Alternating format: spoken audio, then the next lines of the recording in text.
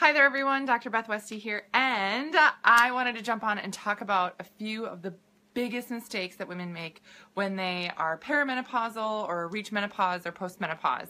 And this comes from all the research that I have dove into and the work I have done with women for years and the amazing results that women have gotten that have been unable to get results before with what they were doing because of the shift and change that they have had in their bodies.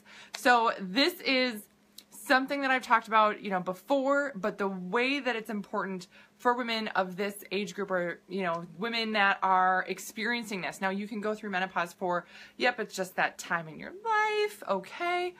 Or did you have a surgery? Did you have a hysterectomy? Or did something else happen where all of a sudden you find yourself in menopause and you're like, oh my gosh, I feel totally different. I feel like I've gained weight and it won't come off no matter what. All these things I did before are not working now. These things used to work for me and they don't work for me anymore. Yeah, because your body's different now. Your hormones are different now. And how everything is changing and shifting and reacting is also really different. So part of it is going to be, I want to say riding out the storm, but that's also a really old mindset of, well, just suck it up until it sort of gets better for you on its own, which can take a really long time.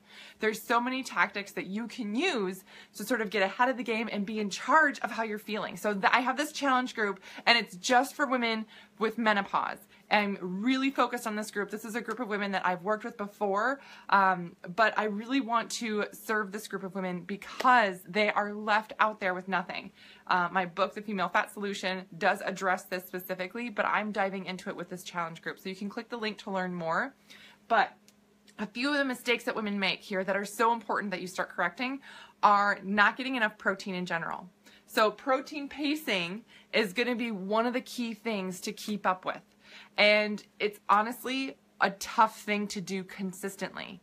And the reason it's so important is that you need to have this base of lean muscle tissue. When your hormones change, your digestive system changes, and it's going to change how you upload, digest, and absorb these proteins, these nutrients.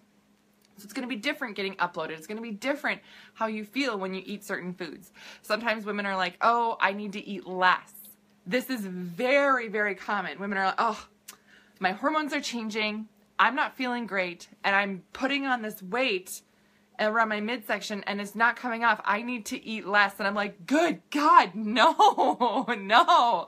Oh, by eating less, you're actually forcing your body even more so to target your muscle tissue for energy. It's going to deplete your muscle tissue, which then you're just left with that fat mass that is on your body, and your body will just hold on to that because of the hormone change especially. So support that lean muscle tissue. Get the right protein in. Protein pacing is just getting an increase of protein throughout the day. Oftentimes for women in this group, for women in menopause, I recommend an even increased amount of protein. Seriously. Yep. Even more than what you think you should be getting. Even more than how much protein you should be getting throughout the day. And it literally makes the biggest difference ever. On the side note of that is really focusing on your digestive system. Again, like I said, with hormones changing, your digestive system changes, so it's important that you're keeping your digestive system cranked up, moving as much as possible to really break down those nutrients, to absorb it, so that you can utilize all that protein that you're eating. So through this challenge group, I'm going to take you through exactly how to do that and how to make sure that your body is uploading all this protein that you're getting. But the digestive system is really, really important. So little things that you can do to improve your digestive system. There's fibers, prebiotic fibers, probiotics, really important. And you can get them a lot of different places. I really like using probiotics that are in a beverage, like kefir or kombucha, something like that. It's live active culture that you're drinking. Yep. Something like that every day. Huge difference there. Then there's, apple cider vinegar. Yes, that helps with digestive issues and sometimes the digestive enzymes specifically. Again, you can get them at the store or you can, you can order them online. There's so many different options, right? But for each person, if you're going to pack this protein in, break it down, make your digestive system happy, and really go forward doing that. I'm going to talk about timing here when we talk about consistency. The next one is the complete nutrients. Again, women think so much, and I feel like we get bombarded with this information that when your hormones change, eat less. When your hormones change, take these things away. When your hormones change and your body fat is not going away, eat less fat. Oh, no. Eat the fat. That's part of that complete nutrient. Again, your metabolism sort of has to relearn everything again. It has to relearn how to rev up, how to work hard, how to burn things efficiently. Because all of a sudden things just went, whoosh, everything did a 180 in your body and it's totally different. Okay, okay, things are different now. Okay, but now what? Your metabolism will be like, whoa, buddy, whoa, I'm just gonna hang out over here and slow everything down and wait, right? So you have to teach it, say, no, come on, we can get moving again. We can keep burning things efficiently and effectively. How you do that is really making sure that every meal and every snack is a complete nutrient. So a protein, fat, and carb included. Now the ratios of protein, fat, and carb are a little bit different, right? You're going to want to make sure you're higher in protein here, higher in fat than what most women think. And then a lot of times it's a little bit lower in carb because your body's not processing that quite the same way. But when you are feeling tired, when you are feeling worn out, this is the first thing that you're going to want to go to. Honestly, that's just like the innate thing. Oh my God, I'm hungry. I want some carb or something. Just give me some crackers. I'll be fine for a little bit, Okay. But that's not going to teach your metabolism to really rev up and get going. So that's the biggest thing there. So getting this complete nutrients in overall, again, constantly feeds your metabolism.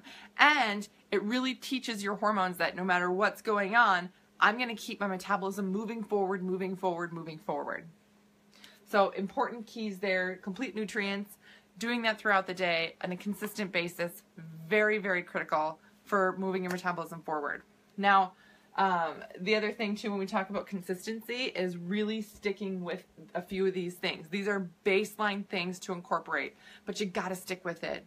And it's not something that you can do every other day. It's not something that you can do, do it for 3 days and then take a day off. You really, because things have shifted so much in your body, it takes a consistent effort to really ramp things up and have it be different. And the timing of it is also going to be different. For a lot of women, when we talk about when there's hormone changes or getting your body back after pregnancy or all these other things, right? It's very different. It looks a little different. For menopause, you're looking for, I want to say, tiny little changes. Yep, tiny little changes. You're going to notice these things and they're going to compile and they're going to compile. Sometimes women, they'll see a change and it'll be like, wham, oh my gosh, I was here and things were going on and I didn't see results, but then all of a sudden this 1 week, just all these results. Great. Typically that doesn't happen for women in menopause. It's these tiny little increments, and not to get discouraged by that. Like, oh, I've only made these little changes in these couple of weeks. Yeah, but that's exactly where you should be. That's progress. And the progress then that you're making there is going to be progress that you're going to keep. See, that's the biggest difference. Because your body's different, your hormones are different, everything is processing differently now, you have to be consistent with these changes moving forward. Otherwise, all of a sudden your body's going to revolt back to the old. Does that make sense? Am I saying this right? Revolt? I'm revolting. I'm going to go back. So, being consistent and giving it the right time and really taking those little tiny incremental bits of progress to heart and saying, yes, this is right, this is how it goes.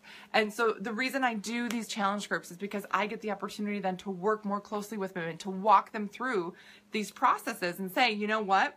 Yes, it's going to be different. Yes, it is going to look like this for you. But I can sort of say this, that when we start here and with what's going on, this is what's going to happen next. And then here's where it's going to be. So look for these signs. Look for these things to happen. So that way when it does, and you're like, oh my gosh, this is what's happening. I'm like, yes, now you're on track, right? Because you just want to step on the scale and have the scale go down. It's not how it's going to go. It's not, I mean, if it does, okay. But that's not a lasting result then. When women step on a scale and they do things to have that scale go down right away, that's not a lasting change. That is not something that is sustainable and viable for your body. You want to go through the right steps, the right processes, so that you're maintaining this result. Because these new hormonal changes, oftentimes that's the hormonal change you're going to have now for a long time. So that's what makes this challenge group different. That's what makes working with this group of women so different, is that we're really working on making these changes more of a permanent change going forward. So I'm really, really excited about it. There's so many important little tips, tricks, tactics that you can incorporate. Once you learn them, you're like, oh my God, I can totally do this. I can keep up with this, and I can continue with this and continue to make this amazing progress. So if you guys have questions, don't hesitate, comment below. You can message me if you're not comfortable commenting. I'm more than happy to chat with you about the specifics and whether or not if you have something different going on, or you're like, oh, I don't know, is this okay for me? Yep, absolutely. I would be more than happy to kind of dive into that. But if nothing else, get that protein in, improve your digestion, and really make sure you're focusing here on these complete nutrients.